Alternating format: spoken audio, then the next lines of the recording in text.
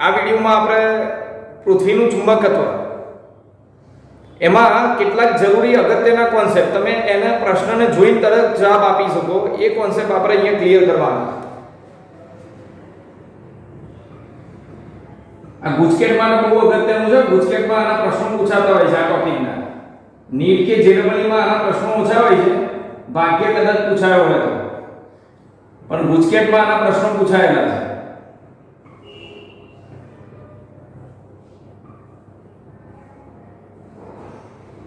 ચલો, ટોપિક છે પૃથ્વીનું ચુંબકત્વ.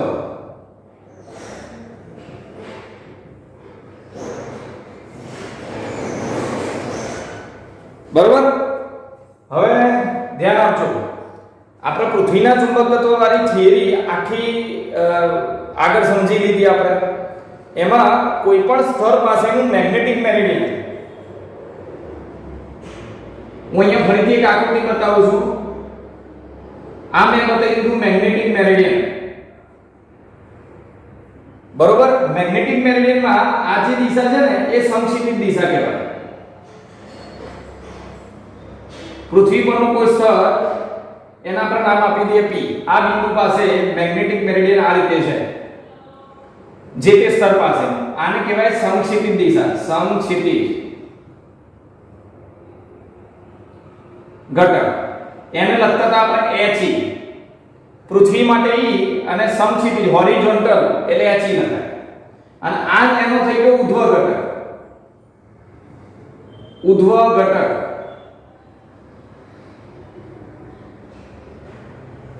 એને અહીંયા લખીએ છે Z. પૃથ્વીનું ચુંબકીય ક્ષેત્ર કઈ દિશામાં હોય તો એ પૃથ્વીના સ્થાન પર આધાર રાખે. એ પણ હું તમને ફરીથી એકવાર સમજાવી દઉં. પૃથ્વીનું ચુંબકીય ક્ષેત્ર કેવી રીતે રહેલું હોય, એક એક માર્કના MCQ માટે બહુ અગત્યનું છે. આને પૃથ્વીની ભૌગોલિક અક્ષ કહેવાય, ભૌગોલિક અક્ષ, જેના અક્ષે પૃથ્વી ફરે અને એને જે લંબ હોય એ ભૌગોલિક વિષુવવૃત્ત. પૃથ્વીનું ચુંબકીય ક્ષેત્ર કોના લીધે છે તો કાલ્પનિક ચુંબકના લીધે. ખરેખર એના પેટાળમાં પ્રવાહી પીગળેલ પ્રવાહી છે, ધાતુઓ છે બધી પીગળેલી, એના લીધે ચુંબકીય ક્ષેત્ર ઉત્પન્ન થાય છે. પણ આપણે પૃથ્વીનું ચુંબકીય ક્ષેત્ર એક કાલ્પનિક ચુંબકના લીધે છે એવું ધારીએ. ચુંબકીય ડાયપોલ, કાલ્પનિક ચુંબકીય ડાયપોલના લીધે છે. આ ચુંબકીય કાલ્પનિક ડાયપોલ બતાવી દીધું. બરોબર, અને આ જે થઈ એ એની અક્ષ થઈ, ચુંબકીય અક્ષ કહેવાય એને. ચુંબકીય ડાયપોલની અક્ષ એટલે ચુંબકીય અક્ષ. અને એને જે લંબ આવે એને કહેવાય ચુંબકીય વિષુવવૃત્ત.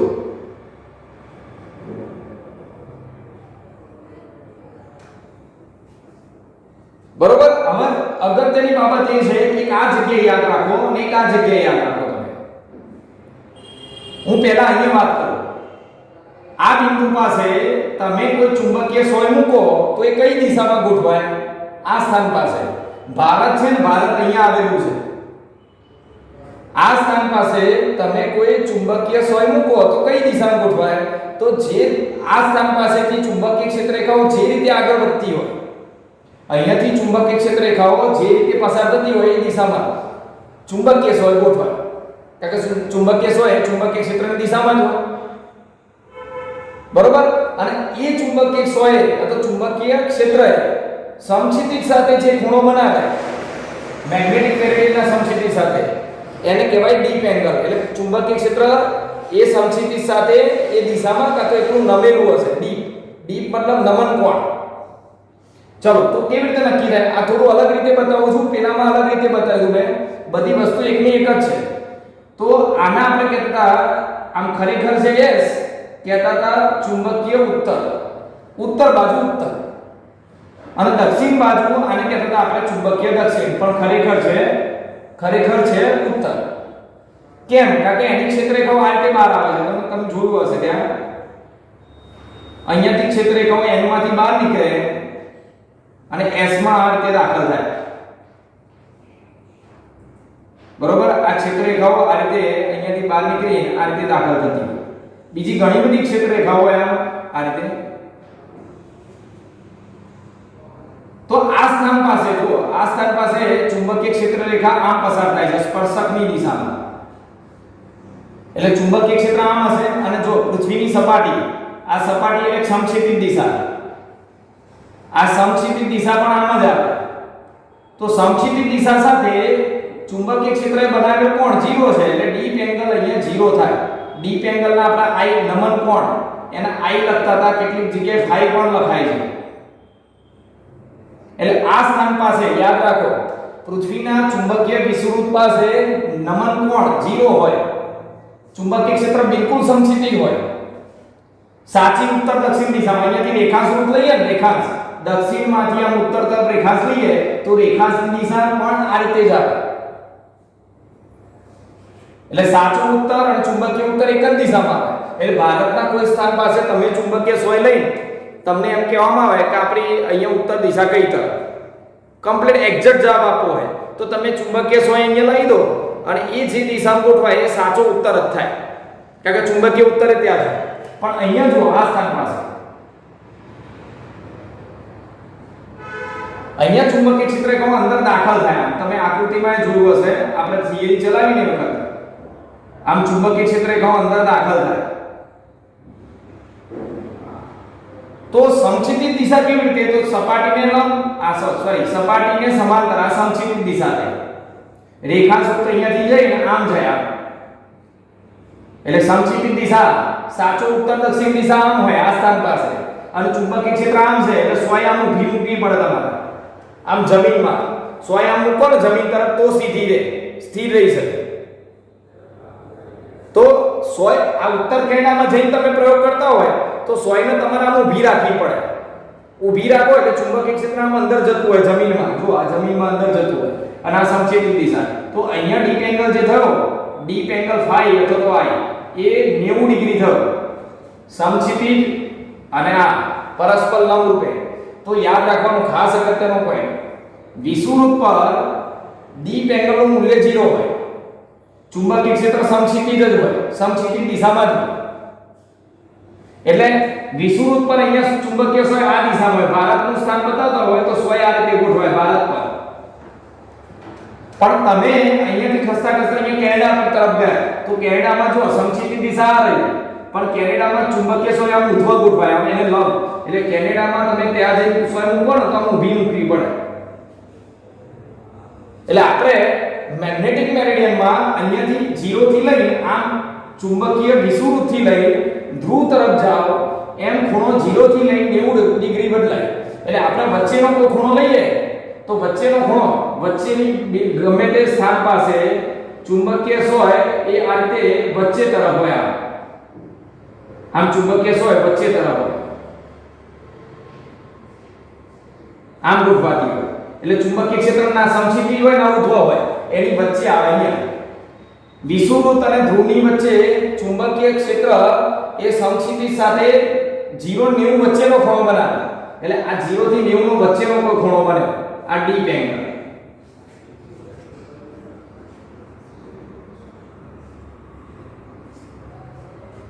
બરોબર. ચલો હવે ટૂંકમાં આ પૃથ્વીનું ચુંબકીય ક્ષેત્ર થઈ ગયું, આ પૃથ્વીનું ચુંબકીય ક્ષેત્ર. હવે જો એના બે ઘટકો કયા હતા, એક એચઈ અને બીજો ઉધ્વ ઘટક જેડી. તો જેડી આ જેડી છે તો પણ આ જેડી થાય. જો ના ખબર હોય, ડિટેલમાં ટોપિક ના ખબર હોય તો બધા વિડિયો આગળના જોઈ લો, મને બરોબર ક્લિયર થઈ જશે. અને જે સારી રીતે સમજેલા છે એ લોકોને કોઈ તકલીફ નહીં પડે. ચલો શરૂઆત કરીએ.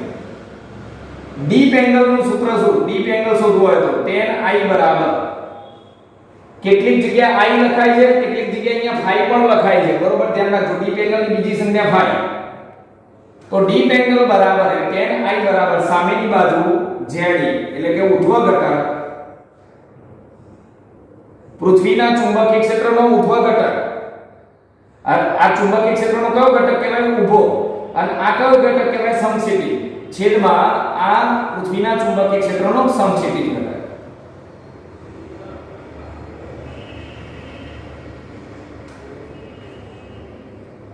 બરોબર. એટલે tan i બરાબર ZE upon HE, ઉધ્વ ઘટક ભાગ્યા સમક્ષિતિજ ઘટક. જો પૃથ્વીના ચુંબકીય ક્ષેત્રનો આ ઘટક લખવો હોય શું લખાય? આને આની સાથે i જેટલો ખૂણો બનાવ્યો અને માટે આને લખાય b cos i. આ પૃથ્વીનું ચુંબકીય ક્ષેત્ર ઇન્ટુ cos deep angle એટલે તમને સમક્ષિતિજ ઘટક મળી જાય. અને આ ઘટક લખો તો આ સામેની બાજુ છે એટલે આ ઘટક તમારો થાય ZE બરાબર b sin i. બરાબર, એટલે સિમ્પલ છે. tan i બરાબર સામેની બાજુ ZE ભાગ્યા પાછળની બાજુ HE. હવે અગત્યના કોન્સેપ્ટ અહીંયાથી શરૂ થશે, ધ્યાન આપજો. નંબર 1, જો ઉધ્વ ઘટક અને સમક્ષિતિજ ઘટક સમાન હોય એ જગ્યાએ ડીપ એંગલ કેટલો?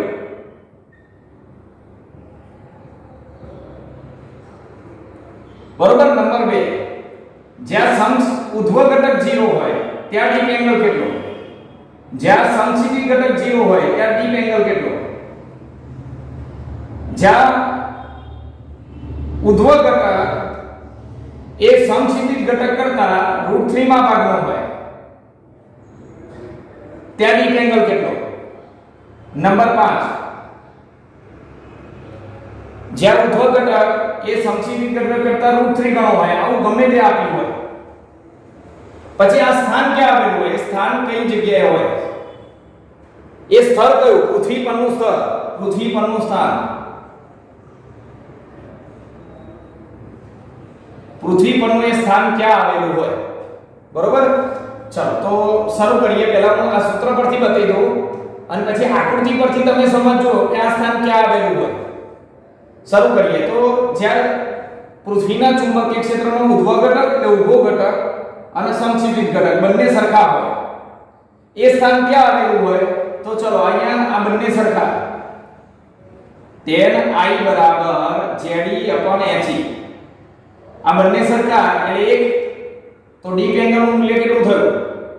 Deep angle i. તો ડીપ એંગલ નું મૂલ્ય આના પરથી થાય i બરાબર, જો tan કેટલાની કિંમત 1 થાય 45 ની, એટલે ડીપ એંગલ i બરાબર અહીંયા 45 ડિગ્રી આવે. એટલે આ tan i લખી દઉં અહીંયા, tan i અને આ ડીપ એંગલ. આ ટેબલ અત્યારે મેં બનાવ્યું કે આ રીતે તમે વિચારી શકો એમ. તો 45 નો ખૂણો બને એ જગ્યાએ આ સ્થાન હશે. ક્યાં હશે એની વાત હું અહીંયા છેલ્લે કરી દઈએ છીએ. આ સ્થાન ક્યાં હશે તે. ચલો ZE 0 હોય તો ડીપ એંગલ કેટલો થાય? ZE 0 tan i બરાબર ZE upon HE. ઉધ્વ ઘટક 0 હોય તો 0 ભાગ્યા કોઈ પણ સંખ્યા એટલે 0. और tan કેટલાની 0 કિંમત થાય? તો 0 ની. tan 0 ની કિંમત 0 એટલે ડીપ એંગલ 0 થયો. અહીંયા 45 થયો, આ 0 થયો. ચલો હવે tan i બરાબર ZE upon HE. સમક્ષિતિજ ઘટક 0 હોય, પૃથ્વી પરના જે સ્થાને પૃથ્વીના ચુંબકીય ક્ષેત્રનો સમક્ષિતિજ ઘટક 0 હોય, સમક્ષિતિજ ઘટક 0 એટલે HE બરાબર 0, કોઈ પણ સંખ્યા ભાગ્યા 0 એટલે ઇન્ફિનિટી. અને tan કેટલાની કિંમત ઇન્ફિનિટી થાય? 90 ડિગ્રીની. એટલે જ્યાં ડીપ એંગલ 90 બનતો હોય એ સ્થાન અહીંયા આવે.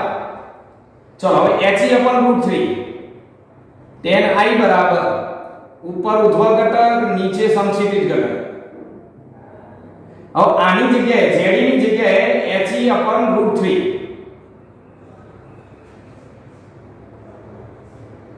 HE કેન્સલ એટલે 1 upon √3. और tan કેટલાની કિંમત 1 upon √3 થાય? યાદ કરો tan કેટલાની કિંમત 1 upon √3, તો આ કિંમત થશે 30 ડિગ્રી. π/6 લખાય અને બીજી રીતે લખો તો π/6 રેડિયનમાં. આને π/4 લખાય કારણ કે કેટલીકવાર ઓપ્શનમાં રેડિયનમાં જવાબ આપેલો હોય છે. હવે કેટલાકને એ ખબર ના હોય કે 45 ડિગ્રી રેડિયનમાં આટલું થાય, ના ખબર હોય તો આ લખી દીધું કૌંસમાં મેં. અને છેલ્લે અહીંયા તમે શોધશો તો એ તમારો જવાબ આવશે √3. ZE બરાબર √3 HE. આની જગ્યાએ √3 * HE. HE ઉડી જાય √3 આવે. તો i બરાબર 60 ડિગ્રી અથવા π/3. હવે તમારે મને જવાબ આપવાના છે કે આ સ્થાન ક્યાં હશે. ચલો તમે આનો જવાબ આપો તો આવો MCQ તમને આવે કે પૃથ્વીની સપાટી પર જે સ્તરે પૃથ્વીના ચુંબકીય ક્ષેત્રનો ઉધ્વ ઘટક શૂન્ય હોય એ સ્થાન ક્યાં આવેલું હશે? ઉધ્વ ઘટક શૂન્ય હોય એ સ્થાન ક્યાં આવેલું હોય? બરોબર, મતલબ સમક્ષિતિજ દિશામાં ચુંબકીય ક્ષેત્ર ઉધ્વ દિશામાં છે જ નહીં. તો સમક્ષિતિજ દિશામાં ચુંબકીય ક્ષેત્ર એટલે આ થાય ચુંબકીય વિષુવવૃત્ત પર. ચુંબકીય વિષુવવૃત્ત આ ચુંબકીય વિષુવવૃત્ત પર આવેલો છે. મતલબ ભારત છે ને એ અહીંયા આવેલું છે. ફરીથી સમજો, પૃથ્વીના જે સ્તર પર પૃથ્વીના ચુંબકીય ક્ષેત્રનો ઉધ્વ ઘટક 0, મતલબ પૃથ્વીનું ચુંબકીય ક્ષેત્ર ઉધ્વ દિશામાં નથી તો હશે કઈ દિશામાં? સમક્ષિતિજ દિશામાં. અને સમક્ષિતિજ દિશામાં હોય તો એ સ્થાન ક્યાં આવેલું હોય? ચુંબકીય વિષુવવૃત્ત પર. હમણાં જ આકૃતિમાં મેં બતાવ્યું હતું, યાદ કરો. આ આપણી આકૃતિ ફરીથી એકવાર. થોડી નાની આકૃતિ હશે કારણ કે જગ્યા નથી એટલે. આ ચુંબકીય અક્ષ તમને ખબર છે, આ ચુંબકીય અક્ષ અને આ ચુંબકીય વિષુવવૃત્ત. ચુંબકીય વિષુવવૃત્ત. હવે અહીંયા આ ગજ્યો ચુંબક છે, સોરી પૃથ્વીનો ચુંબકીય કાલ્પનિક ડાયપોલ છે. આની ક્ષેત્રરેખા કેવી રીતે પસાર થતી હતી? આમ ક્ષેત્રરેખા પસાર થતી હતી. તો આ જગ્યાએ ચુંબકીય ક્ષેત્ર સ્પર્શકની દિશામાં અને સમક્ષિતિજ દિશામાં. તો આ જગ્યાએ પૃથ્વીનું ચુંબકીય ક્ષેત્ર સમક્ષિતિજ દિશામાં છે માટે ડીપ એંગલ કેટલો થાય? 0. એટલે એ જગ્યાએ ડીપ એંગલ 0 આવે. જો ડીપ એંગલ I બરાબર 0 આવે તો એ સ્થાન ક્યાં? ચુંબકીય વિષુવવૃત્ત પર. યાદ કરો, હમણાં જ મેં આગળ બતાવ્યું વિડિયોમાં, તમે આગળ શરૂઆતમાં જઈને ફરીથી જોઈ શકો છો. જો આ સમક્ષિતિજ દિશા અને આ ચુંબકીય ક્ષેત્ર અંદર જતું હતું આમ. એટલે અહીંયા ડીપ એંગલ 90 ડિગ્રીનો બનતો હતો. મતલબ અહીંયા ચુંબકીય ક્ષેત્ર લંબ રૂપે છે. તો જો આનો જવાબ શું આવે? ચલો વિચાર. પૃથ્વી પરના જે સ્તરે પૃથ્વીના ચુંબકીય ક્ષેત્રનો સમક્ષિતિજ ઘટક શૂન્ય હોય, મતલબ ચુંબકીય ક્ષેત્ર સમક્ષિતિજ દિશામાં ના હોય તો એ સ્તર કેવું હશે? તો સમક્ષિતિજ દિશામાં ચુંબકીય ક્ષેત્ર નથી તો હશે કઈ તરફ? ઉધ્વ દિશામાં. ઉધ્વ મતલબ જમીનને લંબ, અને જમીનને લંબ એ તો આ સ્થાન રહ્યું. આને કહેવાય ચુંબકીય ધ્રુવ પર. એ સ્થાન પૃથ્વીના ચુંબકીય ધ્રુવ પર હશે. અને એવું જરૂર નથી કે વિષુવવૃત્ત પર આ બાજુનું સ્તર હોય, આ બાજુ નહીં ગણાય. ચુંબકીય વિષુવવૃત્ત પર આ સ્તર કાં તો આ સ્તર, અને અહીંયા આ સ્તર કે આ સ્તર. એટલે યાદ કરો, અહીંયા કયું સ્તર? ઉત્તર કેનેડા. અહીંયા શું હતું? એન્ટાર્કટિકા. આ બંને સ્થાન એવા છે કે જ્યાં 90 ડિગ્રીનો ખૂણો બને, ડીપ એંગલ 90 થાય. હવે બાકીના બધા ખૂણા જો હતો, બાકીના બધા ખૂણા માટે આ સ્થાન ક્યાં હશે?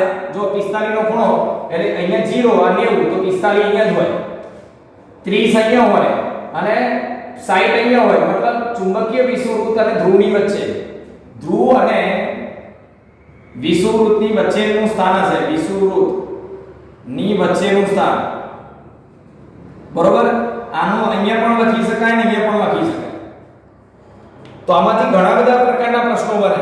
હું ફરીથી એકવાર પ્રશ્ન રિપીટ કરું, તમારે યાદ રાખવાનું છે કેવી રીતે પ્રશ્નો પૂછાય છે. પૃથ્વીના જે સ્થાન પાસે સમક્ષિતિજ ઘટક, પૃથ્વીના ચુંબકીય ક્ષેત્રનો ઉધ્વ ઘટક અને સમક્ષિતિજ ઘટક સમાન હોય એ જગ્યાએ ડીપ એંગલ કેટલો થાય? મતલબ પૃથ્વીનું ચુંબકીય ક્ષેત્ર કેટલું નમેલું હશે સમક્ષિતિજ સાથે? તો એ કેટલું થાય? 45. હજુ એકવાર, પૃથ્વીના જે સ્તર પાસે પૃથ્વીના ચુંબકીય ક્ષેત્રનો ઉધ્વ ઘટક સમક્ષિતિજ ઘટક કરતાં √3 ભાગનો હોય તો એ જગ્યાએ પૃથ્વીનું ચુંબકીય ક્ષેત્ર કેટલું નમેલું હશે? નમન કોણ કેટલો? ડીપ એંગલ કેટલો? તેનો જવાબ આવે π/6 અથવા 30 ડિગ્રી. તો હું અહીંયા આશા રાખું છું કે આ જે એક્સ્ટ્રા ટોપિક એમસીક્યુ માટે બતાયા એ તમને ખ્યાલ આવી ગયો હશે. તમે ગુજકેટમાં જઈને જોશો ને તો આના લગભગ 3 થી 4 પ્રશ્નો પૂછાયેલા છે. ગુજકેટના આપણા બોર્ડમાં બંનેમાંથી તો લગભગ 5-6 પ્રશ્નો થતા હશે. બરોબર, એટલે આ અગત્યનો ટોપિક હતો એ મેં તમને ક્લિયર કરાવ્યો. અને આવું જો આને લખાય b cos θ, sorry b cos i, આને લખાય b sin i. અત્યારે એની જરૂર નથી. હવે અહીંયા આવો કોન્સેપ્ટ આપ્યો હોય કે મેગ્નેટિક મેરિડિયન સાથે મેગ્નેટિક ધ્રુવતલ, મેગ્નેટિક મેરિડિયન અથવા મેગ્નેટિક ધ્રુવતલ, ચુંબકીય ધ્રુવતલ સાથે થીટા કોણ બનાવતા સમતલમાં સમતલની સમક્ષિતિજ સાથે, સમતલના સમક્ષિતિજ સાથે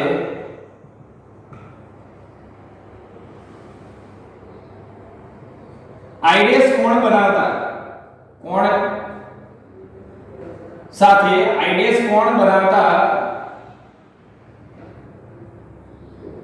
સાથે ચુંબકીય ડાયપોલ અથવા ગજ્યો ચુંબક ગમે તે લખો સમક્ષિતિ સાથે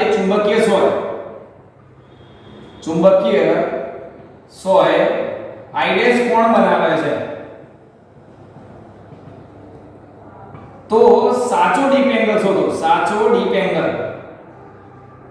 એંગલ આ તો નમન કોણ બહુ સિમ્પલ સૂત્ર છે જો આટલું જ કરવાનું છે તમારે સાચું નમન કોણ શોધવું હોય I તો tan I બરાબર આવું સૂત્ર વાપરવાનું tan I બરાબર tan I dash cos theta બસ આટલું જ છે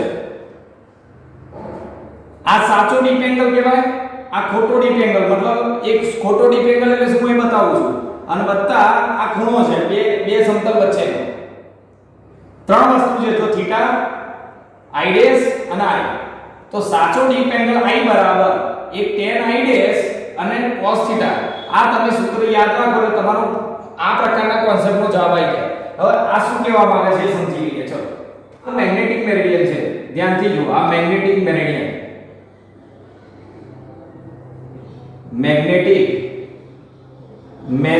અથવા ધ્રુવ તલ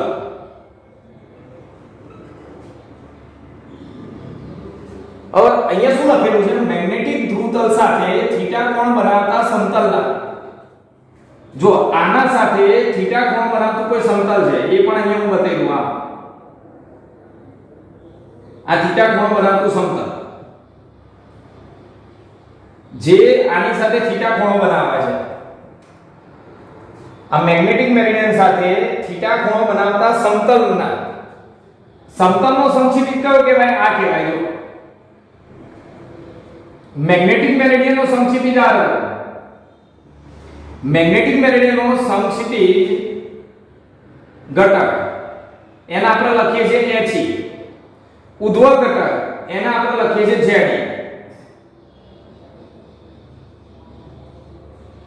ઉધ્વ ઘટક એને ZE લખીએ છીએ પણ આ તો સમતલનો સમક્ષિતિજ ઘટક છે બરોબર જુઓ આ જે છે સમતલ એનો સમક્ષિતિજ ઘટક તો સમક્ષિતિજ ઘટક શું લખાય તો આને આની સાથે થીટા કોણ બનાવે તો આ લખાય HE cos થીટા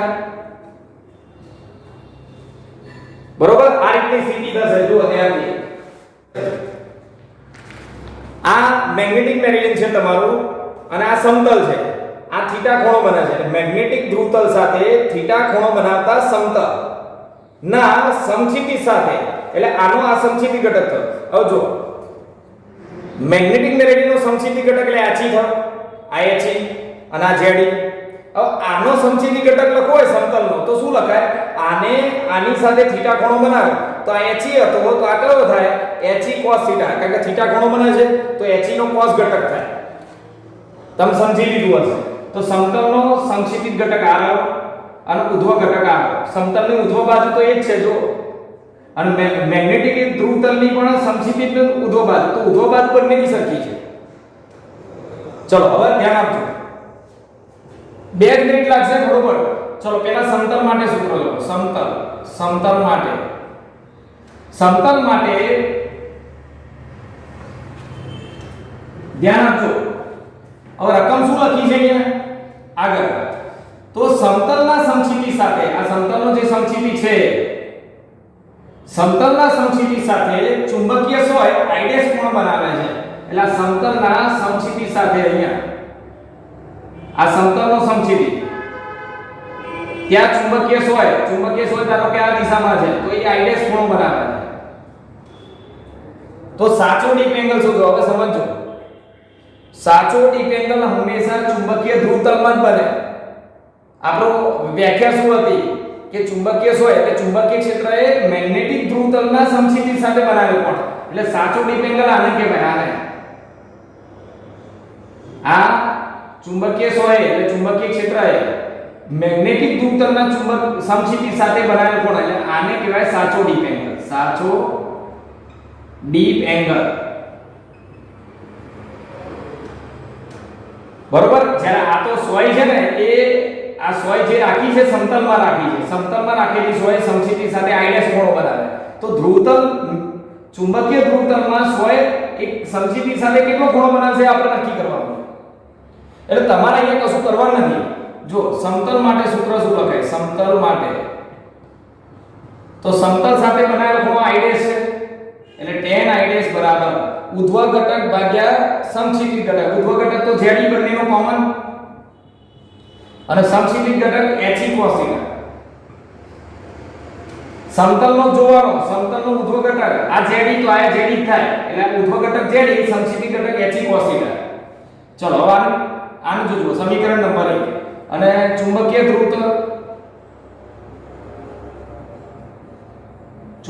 ધ્રુવતલ માટે એટલે ચુંબકીય ધ્રુવતલમાં એનું સૂત્ર તો આપણને ખબર છે, સાચો ડીપ એંગલ કહેવાય. tan I બરાબર ઉધ્વ ઘટક ભાગ્યા સમક્ષિતિજ ઘટક ZE upon HE. જો આ tan I બરાબર સામેની બાજુ ZE, આ પાસેની બાજુ HE. તો બસ હવે આ બેનો ઉપયોગ કરો સમીકરણ 1 2 પરથી, સમીકરણ 1 અને 2 પરથી tan I' બરાબર આ tan I' એમનો એમ જ ZE upon HE એટલે એની જગ્યાએ લખાય tan I અને ભાગ્યા cos θ. તો tan I બરાબર સાચો ડીપ એંગલ અહીંયાથી મળી જશે. tan I બરાબર tan I' cos θ. આ તમારો જવાબ. તો યાદ રાખો આ સાચો ડીપ એંગલ ચુંબકીય સોયે ચુંબકીય ધ્રુવતલમાં સમક્ષિતિજ સાથે બનાવેલો ખૂણો. આ કયો? સમતલમાં રાખેલી ચુંબકીય છે. સમતલ બીજું કોઈ સમતલ હતું એમાં રાખેલી સોયે એના સમતલના સમક્ષિતિજ સાથે બનાવેલો ખૂણો. અને થીટા એટલે મેગ્નેટિક ધ્રુવતલ અને સમતલ વચ્ચેનો ખૂણો. બરોબર? એટલે આ રીતે આ પ્રમાણે સૂત્ર બનશે. જો આના કોન્સેપ્ટ પરીક્ષામાં એક્ઝામમાં કેવી રીતે પૂછાયેલા છે, ગુજકેટની અંદર ખાસ આના પ્રશ્ન પૂછાયેલા છે, નીટમાં કદાચ આ ટોપિકનો પ્રશ્ન પૂછાયો છે, કાં તો હું બતાવીશ JEE માં હું આગળ એક કોન્સેપ્ટ બતાવીશ એ પૂછાયેલો છે. બરોબર? તમારે ચેક કરવાનું મેં જે કીધું છે પૂછાયું છે કે નહીં. તમે ફરીથી એકવાર સૂત્ર આ સમજી લો શું કહેવા માંગે છે. મેગ્નેટિક ધ્રુવતલ સાથે થીટા ખૂણો બનાવતા સમતલ એટલે આ મેગ્નેટિક ધ્રુવતલ થયું આપણું, આ મેગ્નેટિક ધ્રુવતલ એની સાથે થીટા ખૂણો બનાવતું આ કોઈ સમતલ છે. એ સમતલની અંદર રાખે સમતલ સમક્ષિતિજ, સમતલના સમક્ષિતિજ સાથે સમતલની સમક્ષિતિજ દિશા એમ કેવી રીતે લખાય? જો મેગ્નેટિક ધ્રુવતલની સમક્ષિતિજ ઘટક આપણે HE લખીએ છીએ તો આ શું લખાય? આ થીટા ખૂણો બન્યો એટલે આનો cos ઘટક લખાય HE cos θ. તો આના સમક્ષિતિજ સાથે ચુંબકીય સોય I' કોણ બનાવે છે એટલે આ સમક્ષિતિજ સાથે ચુંબકીય સોય એ I' ખૂણો બનાવે છે. ચુંબકીય સોય આમ છે, હું દોરતો નથી કારણ કે બધું ભેગું થઈ જાય એટલા માટે. એટલે ચુંબકીય સોય સમક્ષિતિજ સાથે I' ખૂણો બનાવે છે. આ થઈ ગયું. તો ચુંબકીય સોયનો સાચો ડીપ એંગલ એ સ્થાનનો સાચો ડીપ એંગલ કેટલો? સાચો ડીપ એંગલ મતલબ ચુંબકીય સોયે ચુંબકીય ધ્રુવતલમાં સમક્ષિતિજ સાથે બનાવેલ કોણ એટલે આ ચુંબકીય સોયે આ ચુંબકીય ધ્રુવતલના સમક્ષિતિજ સાથે બનાવેલો ડીપ એંગલ એટલે સાચો ડીપ એંગલ કહેવાય. તો તમારે શું કરવાનું હતું? સીધું યાદ રાખવાનું tan I બરાબર સાચા ડીપ એંગલનો ટેન્જેન્ટ એ સમતલમાં ચુંબકીય સોયે સમક્ષિતિજ સાથે બનાવેલ કોણ તથા ચુંબકીય ધ્રુવતલ અને સમતલ વચ્ચેનો ખૂણો આ બેનો ગુણાકાર. એકનો tan બીજાનો cos એનો ગુણાકાર કરો એટલે જવાબ આવી જાય. અને કાં તો નીટમાં મળી જશે. બરોબર? આવું છે. મેગ્નેટિક ધ્રુવતલ સાથે 30 નો કોણ બનાવતા સમતલમાં 30 નો કોણ બનાવતા સમતલના સમક્ષિતિજ સાથે ચુંબકીય સોય 45 નો કોણ બનાવે, 45 નો કોણ રચે છે. તો સાચો ડીપ એંગલ એટલે નમન કોણ મતલબ ચુંબકીય ધ્રુવતલમાં સમક્ષિતિજ સાથે જે ખૂણો બને એ કેટલો થશે? બોલો આનો ઓપ્શન છે હું અહીં નીચે લખી દઉં છું. ઓપ્શન તમે વિચારજો શું જવાબ આવે. નંબર 1 બી, સી અને ડી. બરોબર. Theta tan inverse √3/2. sorry, I tan inverse 1/2. I tan inverse 1 અને I tan inverse બરોબર 0. આગળ આની કિંમત તમારે લખવી હોય તો લખી શકાય, પણ મેં નથી લખી. હવે આમાંથી શું ઓપ્શન આવે તમે વિચારી લો તો જાતે. એંગલ એટલે tan I એ આપણે શોધવાનો હતો. અને સમતલમાં ચુંબકીય સોય બનાવવાનો ખૂણો 45 અને મેગ્નેટિક ધ્રુવતલ સાથે 30 નો ખૂણો બનાવતું સમતલ, 30 નો ખૂણો બનાવતું સમતલ એટલે cos 30. બધાના જવાબ સાચા જ છે, મોટા ભાગના બધાના. tan 45 ની કિંમત 1 અને cos 30 ની કિંમત √3/2. tan આ બાદ લઈ દો તો I બરાબર tan inverse √3/2. એટલે ઓપ્શન કયો આવશે? A. બરોબર. તમે ચેક કરજો તમારી પાસે જૂના વર્ષના પેપરો હોય, પ્રશ્ન પૂછાયેલા હોય તો મેં આગળનો ટોપિક બતાવ્યો છે, આ ટોપિક બતાવ્યો, એમાંથી કેટલા પ્રશ્નો પૂછાયેલા છે. બરોબર. ગુજકેટની અંદર ખાસ કે ચુંબકીય ધ્રુવતલ સાથે આલ્ફા અને 90 - આલ્ફા કોણ બનાવતા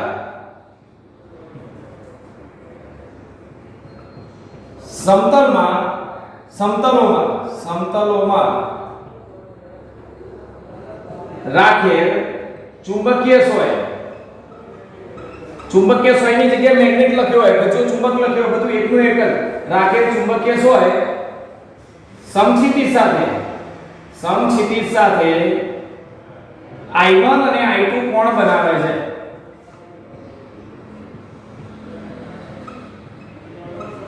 તો સાચો deep angle I no I1 અને I2 સાથે સંબંધ. તો જો પરમેનન્ટ અને ફિક્સ યાદ રાખી લો. પહેલા આનો જવાબ શું આવે? cot square I બરાબર cot square I1 વત્તા cot square I2. આ એનો જવાબ છે. cot square I બરાબર cot square I1 વત્તા cos square I2. આ એનો જવાબ છે. આ બધાનો સંબંધ થયો. શું કહેવા માંગે છે તો હું શરૂ કરું છું. પહેલા આ પરમેનન્ટ ફિક્સ કરી લો કે ચુંબકીય ધ્રુવતલ હોય એની સાથે એક સમતલ આલ્ફા ખૂણો બનાવે, બીજું સમતલ 90 - આલ્ફા ખૂણો બનાવે. જો આ બે ખૂણો બનાવતા સમતલો માં રાખેલ ચુંબકીય સોય એ સમતલોના સમક્ષિતિજ સાથે I1 I2 બે ખૂણા બનાવે છે. તો સાચા deep angle I no I1 I2 સાથે સંબંધ. તો આ ZEE માં પૂછાયેલો પ્રશ્ન છે, પણ ઓપ્શન છે એમાં I ની જગ્યાએ 5 લખેલો હતો, એમાં 5 ઓપ્શન આપેલો હતો. બરોબર. હમણાં જ 2 વર્ષ પહેલા જ પૂછાયો છે, એટલે તમે ખાસ ચેક કરજો. ZEE છે કે નીટ છે તમે ચેક કરી લેજો, અથવા હું તમને મોકલી દઈશ. ચલો આ પ્રશ્ન મને યાદ કરાવજો. ચલો હવે સાબિત કરીએ. આની સાબિતી બહુ સહેલી છે. આ સૂત્રની જો આ મેગ્નેટિક ધ્રુવતલ, ચુંબકીય ધ્રુવતલ આ ચુંબકીય ધ્રુવતલ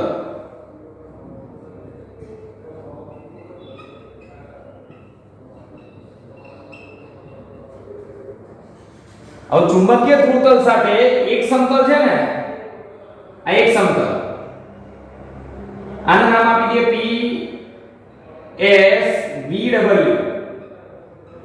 એક સમતલ આલ્ફા ખૂણો બનાવે છે અને બીજું સમતલ આના સાથે બીજું સમતલ એ 90 - આલ્ફા ખૂણો બનાવે છે. 90 - આલ્ફા. કેટલીક વાર તમને આની જગ્યાએ થીટા અને 90 - થીટા પણ લખ્યું હોય. આ બે સમતલ થઈ ગયા. આનું નામ આપીએ PS TU. ચલો આવું નામ આપી દો. તો મેગ્નેટિક મેરિડિયન સાથે એક સમતલ પાછળ છે અને એક સમતલ આગળ છે, બે ખૂણા બનાવે છે, વચ્ચે મેગ્નેટિક મેરિડિયન છે. આ પ્રકારની સ્થિતિ થાય. જો આ પ્રકારની આપણે સ્થિતિ ગણી શકીએ અહીંયા. આમ આ વચ્ચે મેગ્નેટિક ધ્રુવતલ છે અને આજુબાજુ બે સમતલો, એક થીટા ખૂણો બનાવે, બીજો 90 - થીટા બનાવે. બરોબર? આમાં ચુંબકીય સોય રાખેલી હોય આની અંદર. આ સમતલમાં ચુંબકીય સોય એ I1 ખૂણો બનાવે. આ સમતલમાં ચુંબકીય સોય એ I2 ખૂણો બનાવે. તો મેગ્નેટિક મેરિડિયનમાં ચુંબકીય સોય કેટલો ખૂણો બનાવે? એ સાચો ડીપ એંગલ કહેવાય. હમણાં જ મેં બતાવ્યું. આમાં ચુંબકીય સોય સમક્ષિતિ સાથે I1 ખૂણો બનાવે. આ બીજા સમતલમાં PSTU આગળના સમતલમાં ચુંબકીય સોય સમક્ષિતિ સાથે I2 ખૂણો બનાવે. તો સાચો ડીપ એંગલ કોની સાથે ખૂણો બનાવે? તો ચુંબકીય સોય સાચા ચુંબકીય ધ્રુવતલમાં સમક્ષિતિ સાથે જે ખૂણો બનાવે એને સાચો ડીપ એંગલ કહેવાય. તો તમારે ત્રણ સૂત્રો લખવાના. ચલો નંબર 1 પહેલું સૂત્ર. કયા સમતલ સાથે? સમતલ PSTW. એક કામ કરો, અહીંયા હું ડાયરેક્ટ આપણે પેલું સૂત્ર જ આપી દઈએ હમણાં જે હતું એ. સમતલ નંબર 1 સમતલ PSTW આ આગળનું સમતલ લઈ લઉં છું પહેલા. એમાં tan I1 બરાબર કેવું સૂત્ર બને? તો HE cos θ, અહીંયા જો ખૂણો કેટલો છે 90 - આલ્ફા, 90 - આલ્ફા અપન z. બરોબર? તો tan I1 બરાબર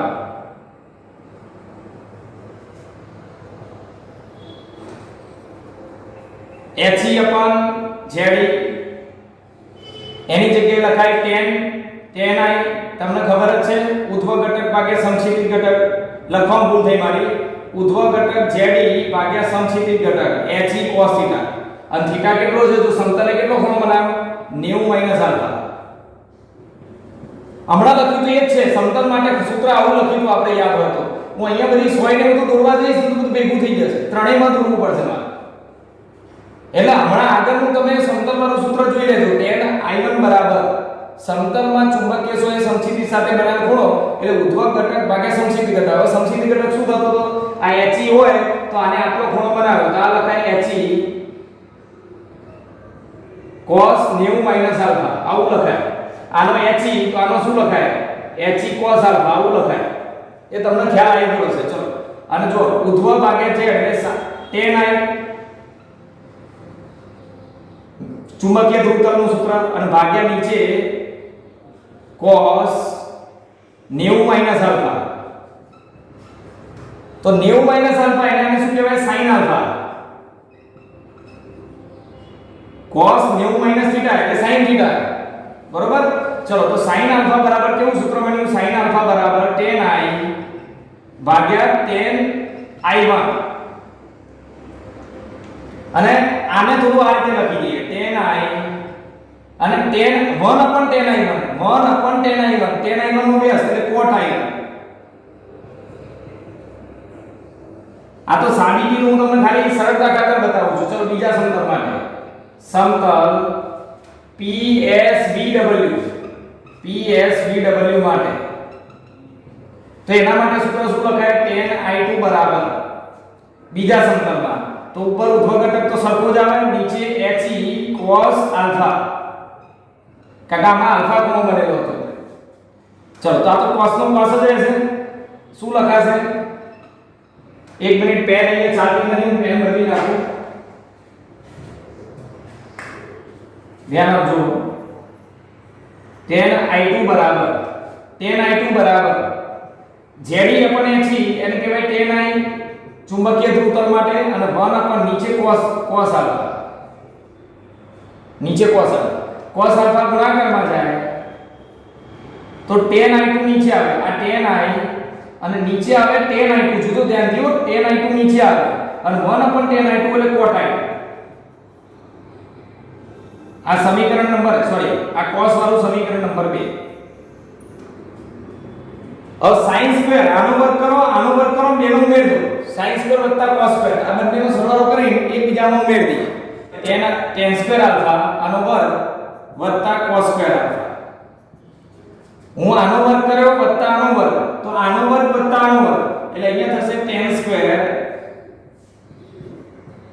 tan સ્ક્વેર i